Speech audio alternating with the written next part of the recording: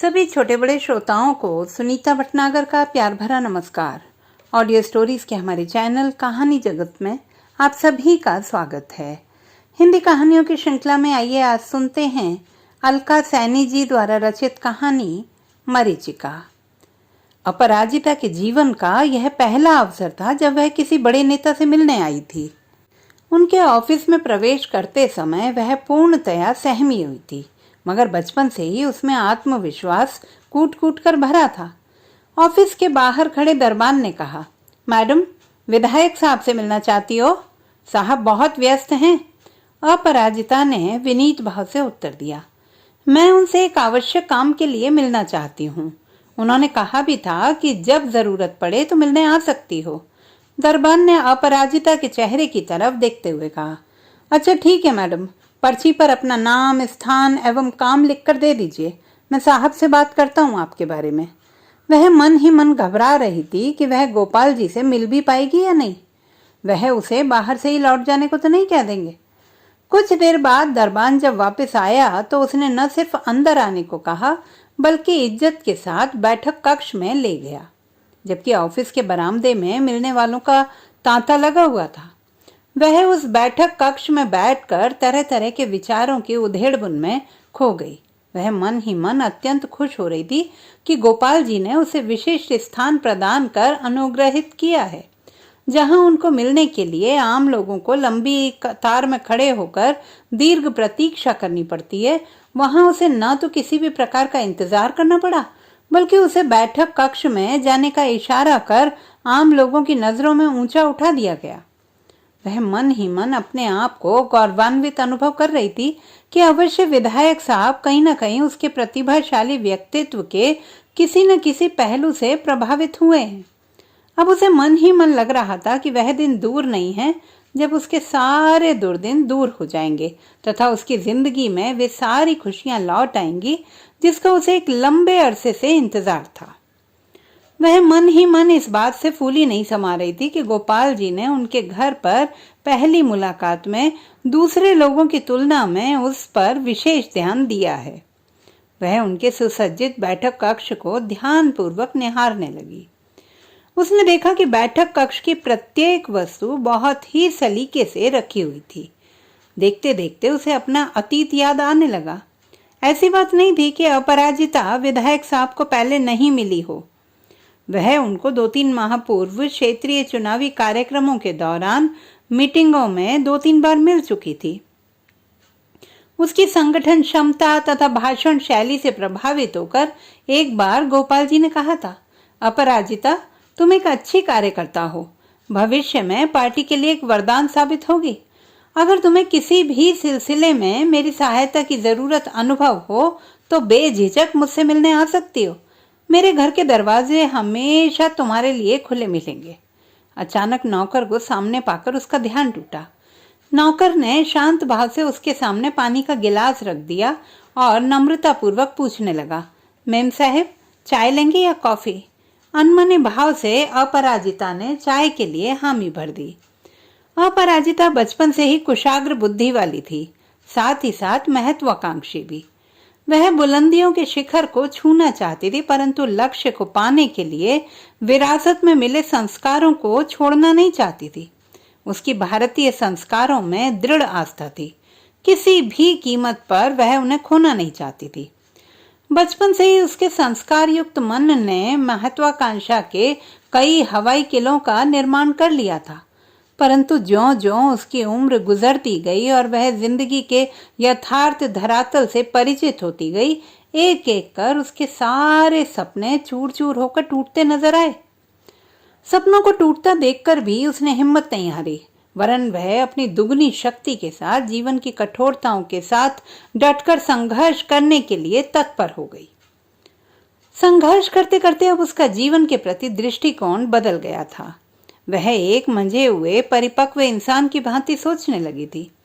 जब उसकी मुलाकात पहली बार गोपाल जी से हुई थी तो उसे लगने लगा था मानो ईश्वर ने उसकी अंतः पुकार सुन ली हो और उनको उसके लिए एक मसीहा के रूप में अवतरित किया हो। अक्सर वह अपराजिता के सौंदर्य, प्रतिभा और वाक कुशलता की भूरी भूरी प्रशंसा करते थे। यह भी एक कारण था कि उसके दिल में गोपाल जी के प्रति एक अलग स्थान था। तभी कमरे में नौकर ने चाय के प्याले के साथ प्रवेश किया। उसके कदमों की आवाज सुनकर वह अपने अतीत की दुनिया से लौटकर वर्तमान में आ गई। सोचने लगी कि जब गोपाल जी कमरे के भीतर प्रवेश करेंगे तो किस तरह उसे उनका अभिवादन करना चाहिए। क्या वह उनके पांव छुएगी या हाथ जोड़कर प्रणाम करेगी? किस तरह वह अपनी समस्याओं को उनके समक्ष रखेगी? उसका तो राजनीतिक क्षेत्र से कभी संबंध ही नहीं रहा है। वह तो इस क्षेत्र में पूर्णतः अनाड़ी है। उसके मन में अभी भी अटूट विश्वास था कि वह अपने ईश्वर प्रदत्त किसी देवता के सामने गुहार लगाने आई है जो उसकी मुराद को जरूर पूरा करेंगे। उसका मन इस बात की गवाही दे रहा था। तभी तो उन्होंने उसे अपने बैठक कक्ष में बैठने के निर्देश दिए थे। आधा घंटा बीतने के बाद गोपाल जी ने बैठक कक्ष में प्रवेश किया। जो ही उन्होंने कमरे में प्रवेश किया वैसे ही अपराजिता उनके स्वागत में खड़ी हो गई और चरण स्पर्श करने के लिए आगे की ओर झुकी। गोपाल जी ने हल्के से उसकी पीठ थपथपाई और बीच में अवस्थित सोफे पर जाकर इस तरह बैठ गए मानो एक राजा अपने सिंहासन पर विराजमान हो रहा हो। फिर स्नेहिल निगाहों से उसकी तरफ एकटक देखने लगे और पूछने लगे, अपराजिता, ये बताओ मैं तुम्हारी क्या मदद कर सकता हूँ? अच्छा ये बताओ जिंदगी में करना क्या चाहती हो? अपराजिता तो इसी अवसर की तलाश में थी कि कब गोपाल जी उसे अपनी बात रखने को कहें। बिना रुके एक ही सांस में उसने अपनी बात उनके सामने रख दी। वह कहने लगी, जी, मैं अपने महाविद्यालय की अच्छी छात्राओं में से एक थी। मुझे अपने आप पर पूर्ण विश्वास है कि अगर ईश्वर ने मुझे एक मौका दिया तो मैं उस पर पूरी तरह खरी उतरूंगी। ऐसे मुझ में एक अच्छे संगठनकर्ता के अलावा वह सभी गुण भी विद्यमान हैं जो किसी नेतृत्व करने वाले में होने चाहिए। आप तो इस बात से परिचित भी हैं कि मैं अपने दायित्वों के प्रति पूर्ण रूपेण समर्पित हूँ।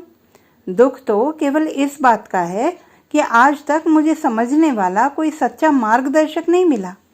अब आपके संपर्क में आने से मुझे लग रहा है कि मैं भी समाज के काम आ सकती हूँ और अपने जीवन को सार्थक बना सकती हूँ।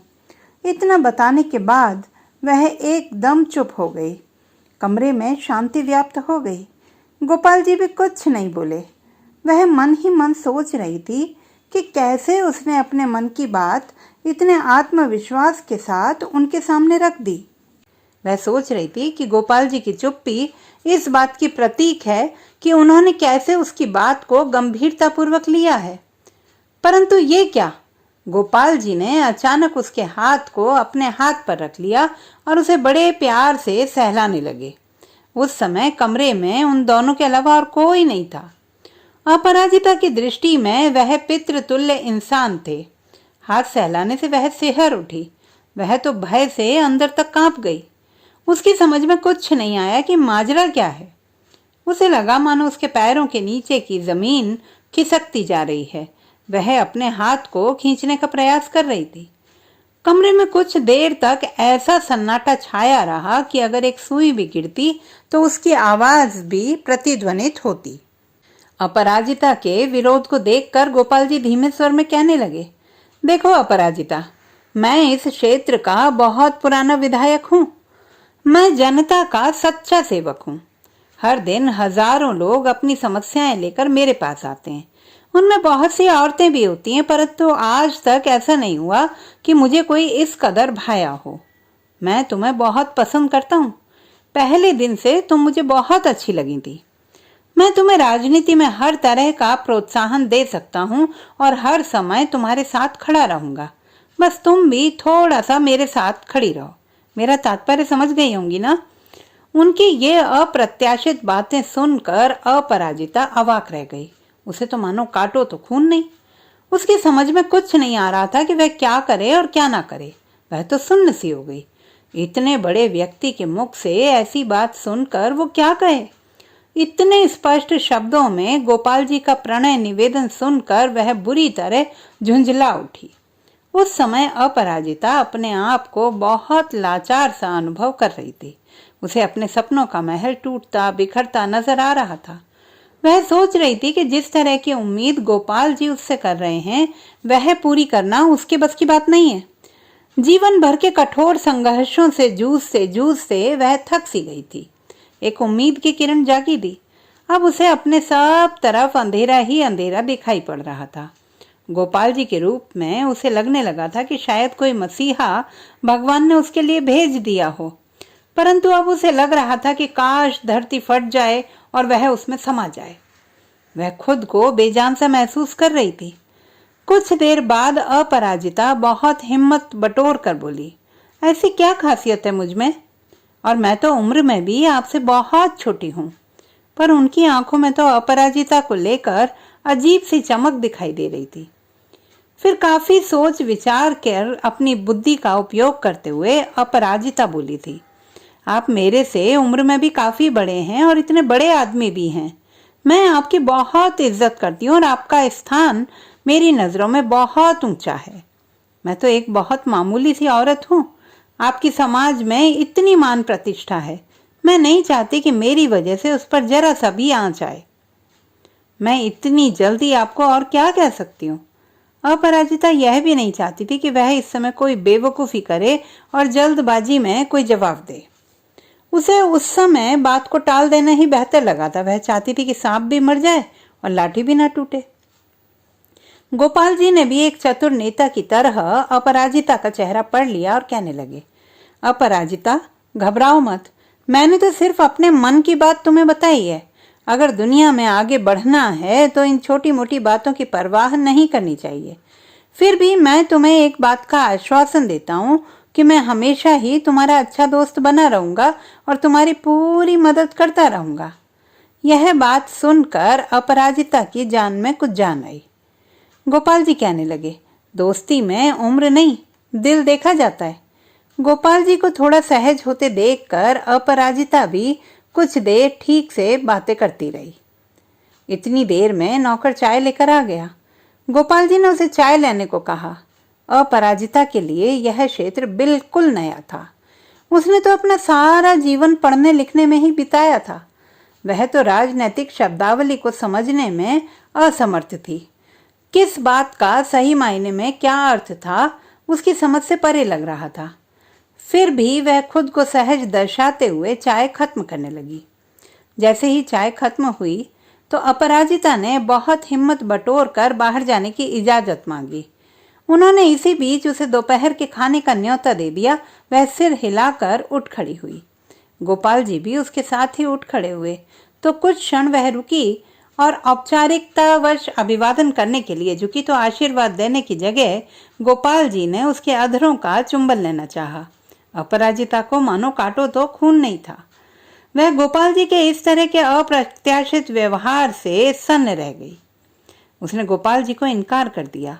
वह उसके जीवन की सबसे बड़ी अस्वाभाविक घटना थी। उसके पैर कांप रहे थे और सांस उखड़ रही थी। जैसे तैसे खुद को थोड़ा सहज करके वह बिना इधर उधर देखे तेज कदमों से बाहर निकल गई। गेट के बाहर पहुंचकर भी अपराजिता की सांस उखड़ी हुई थी। उसकी समझ में कुछ नहीं आ रहा था कि उसके साथ ऐसा क्यों हुआ है। गेट पर खड़ा दरबान उसे देखते ही मुस्कुराते हुए बोला, मैडम चिंता मत कीजिए, आपका काम 100% हो जाएगा। दरबान की बात को अनसुनी कर तरह तरह के भयानक विचारों के सागर में गोते लगाते हुए वह कब अपने दरवाजे की दहलीज पर पहुंच गई उसे पता ही नहीं चला। वह सुबह जहां से इतने सपने लेकर चली थी उसी जगह वापस खड़ी थी। उसे भय लग रहा था। उसे लग रहा था कि गोपाल जी को मिलकर अपनी समस्या का निदान पाना महज एक मृग मरीचिका थी। तो दोस्तों, ये थी हमारी आज की कहानी। आपको कैसी लगी कमेंट बॉक्स में लिखना ना भूलें।